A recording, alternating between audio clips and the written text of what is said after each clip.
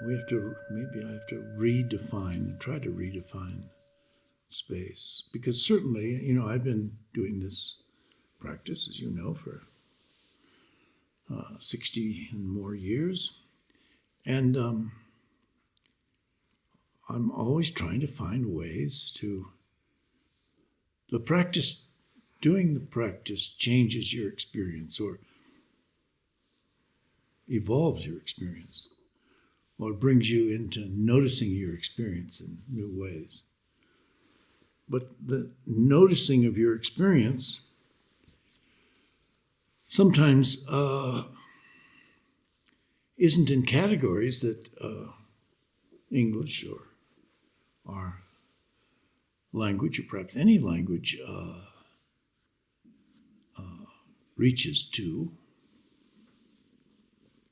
So you kind of have to start living in a world that is simultaneously language, because there's no way to get away from that, and simultaneously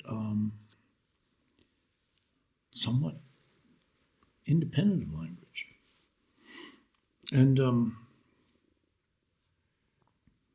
so maybe I could call space units of experience. And as we've been emphasizing, supposedly the historical Buddha really talked about the unit of the physicality of the inhale and the physicality of the exhale. So there's a real secret in a way to knowing the world through units of experience. And it goes quite against the whole sense of identity and a continuous self. A continuous self is interrupted by finding your experience in units. Let's redo everything. Maybe start feeling you're living in gravity. So you can, and again, we are really wired in a way that it's very difficult to change. But it can be changed. And part of the craft of Zen is to know that we're wired through language, but we can use language to change the wiring. So what I'm doing, I'm speaking right now. So I'm saying, maybe if you feel like I'm living in a field of gravity, everything is, put the glass down, it stays there, that's gravity. And I have to lift through my spine, and lifting through my Chuanza says, use the spine as the regulator. Let the spine show you your liveness. So here we have this power of attentionality, but it's not under our power or under our it's not formed by wisdom of how we actually exist, or the wisdom of how to be free of suffering,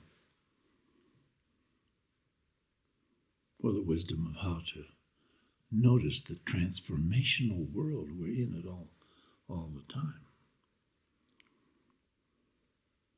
So we keep noticing our habits of being instead of our aliving. I like aliving, not living. Yeah, living, I don't, but living. You can't even spell the word living because it only looks like living in English.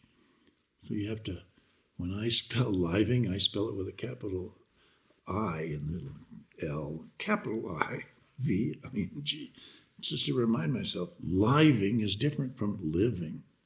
So here's what am I doing right here? I'm using language. I'm suggesting we use language to change our wiring from living to living. Living in a field of attentionality. And noticing is different than thinking. And how do we shift from thinking to noticing? Thinking is the kind of muscle men, whatever that came from, the muscles of consciousness.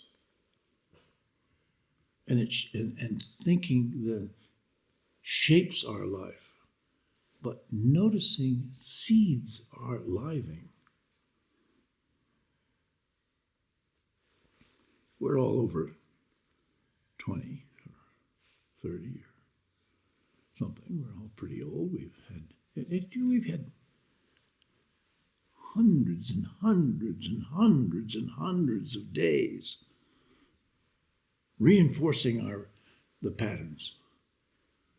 It's like a miracle. You can use 10 days or 3 months of days, 100 days, and you can begin to really enter into the patterning that has evolved through many hundreds of days of being culturally and societally inflected.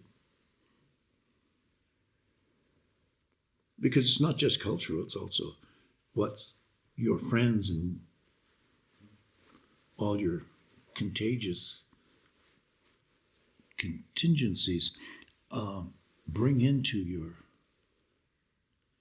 patterns. So, wisdom is, very simply, Buddhist wisdom is to know you can change yourself. And then to do something about it. I mean, if people don't know they can, if you think I've got an identity and I'm a who and I've got a fate, well, okay, but it's very hard to be a seeker in that context.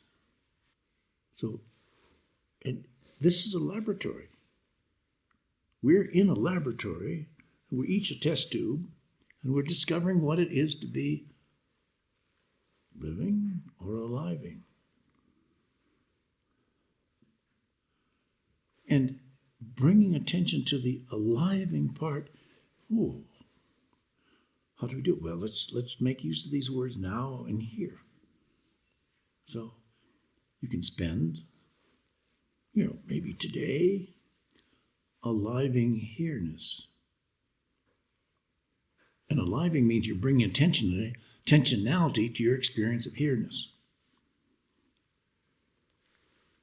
The road, the Vermont slate, which is 4 million years old, I think. Yeah, that's interesting. 4 million years right here on the floor. Well, there's galaxy. We don't know how long it would. Who knows anything? We don't know what's going on really, but we do have the experience of being the observer. And that experience of the observer is where transformation begins.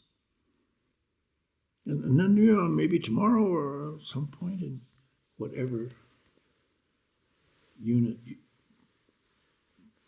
living unit you want, try living nowness. Nowness, living nowness. Now, why did my body just look around? When I talked about living here-ness, I could feel attentionality kind of like a clothed. I was being clothed by the context.